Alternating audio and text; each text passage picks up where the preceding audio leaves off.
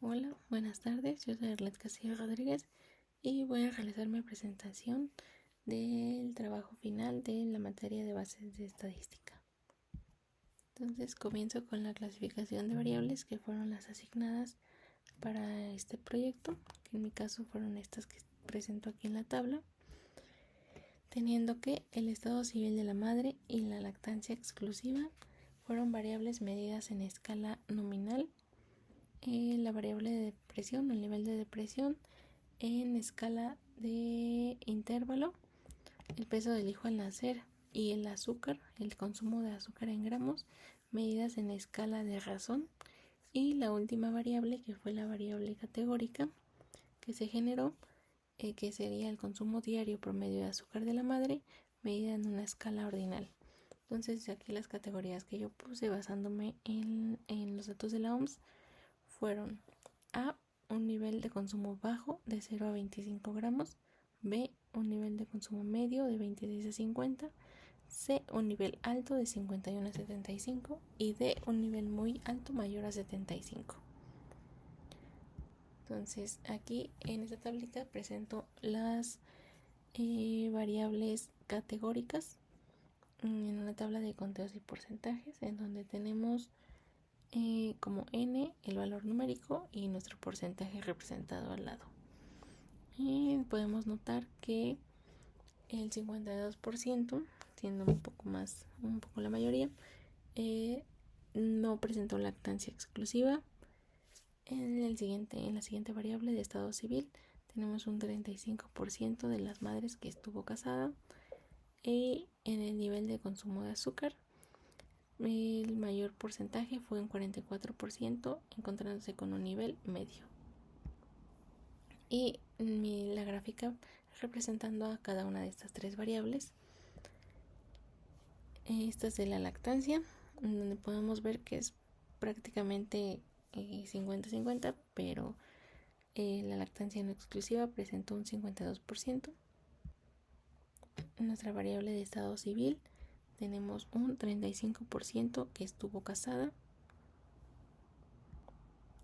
y en nuestra variable de nivel de consumo de azúcar, en nuestro porcentaje mayor con 128 folios, representando el 44% en un nivel medio de consumo de azúcar.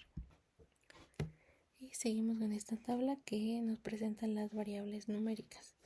Nosotros tenemos dos, que es peso del hijo y niveles de depresión, teniendo nuestros niveles mínimos y máximos. 2.43 kilos en el puntaje mínimo del peso del hijo y 3.8 kilos en el máximo.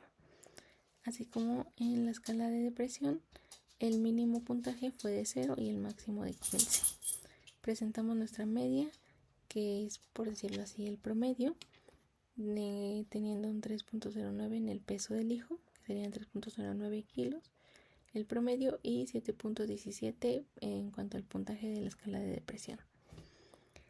En la siguiente columna se presenta la desviación estándar, que quiere decir, por ejemplo, en la variable del peso del hijo, se presentaría una diferencia promedio de un hijo a otro de 0.4. Y por último, nuestro cuartil 3, es decir, percentil 75, por ejemplo, en la variable de depresión se presenta 11, es decir, que el 75% de la muestra va a presentar un puntaje de la escala de depresión menor a 11. En nuestras gráficas de la primera variable, que es la del peso del hijo, podemos observar que no se presentan valores atípicos. Se representó con una gráfica de cajas y se presentan nuestros niveles máximos de 3.8 kilos, mínimo de 2.4, con una mediana de 3.1. Utilizamos un histograma para nuestra siguiente variable, que es el nivel de depresión con la escala de depresión, con el puntaje de la escala de depresión, y podemos observar que no se presenta como tal un ajuste moderado y un tipo de curtosis, podríamos decirle platicúrtico.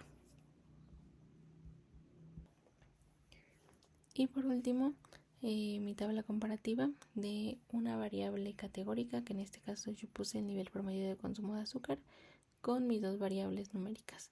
Entonces podemos observar que realmente la diferencia es mínima en ambas variables comparando con el promedio de consumo de azúcar.